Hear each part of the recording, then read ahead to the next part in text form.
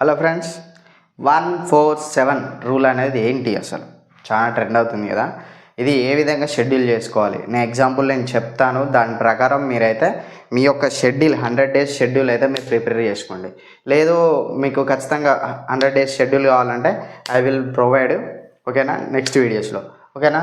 147 example మనకు ఈ 1 to 4 2 3 5 and 6 మనకి ఇక్కడ 147 రూల్ అయితే వర్తిస్తాయి. ఫర్ ఎగ్జాంపుల్ మనం ఏదైనా ఒక సబ్జెక్ట్ చదివేటప్పుడు first day for example percentage చదివినాం,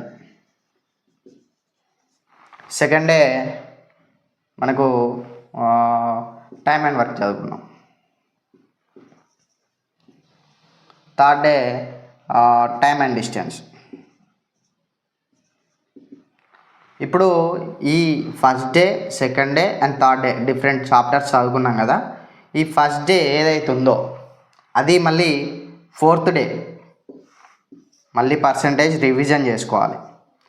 ఏదైతే టైమ్ అండ్ వర్క్ ఉందో ఫిఫ్త్ డే మళ్ళీ రివిజన్ చేసుకోవాలి. ఏదైతే టైమ్ అండ్ డిస్టెన్స్ ఉందో సిక్స్త్ డే రివిజన్ చేసుకోవాలి.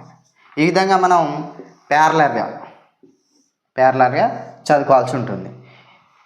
వన్ డే ఫస్ట్ డే చదివింది fourth day revision, second day చదివింది fifth day revision, third day చదివింది సిక్స్త్ డే రివిజన్. ఈ విధంగా మనకు లాంగ్ టర్మ్ అయితే మనకు గుర్తుండడం జరుగుతుంది.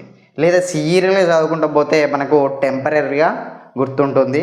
ఇలా చదవడం వల్ల మనకు లాంగ్ టర్మ్ గుర్తుండడం జరుగుతుంది. సో మనకు సెవెంత్ డే ఏంటి?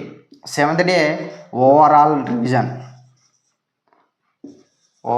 రివిజన్ అయితే చేసుకోవాలి. ఇది 147 యొక్క రూల్. ఈ విధంగా మీరు యొక్క ఏ ఎగ్జామ్ అయినా, పోలీస్ అయినా, ఎస్ఎస్సి జీడీ అయినా, గ్రూప్ డి అయినా, రైల్వే అయినా, ఏదైనా 147 రూల్ పాటిస్తే మీకు లాంగ్ టర్మ్ యూజెస్ అయితే ఉంటుంది. ఓకేనా.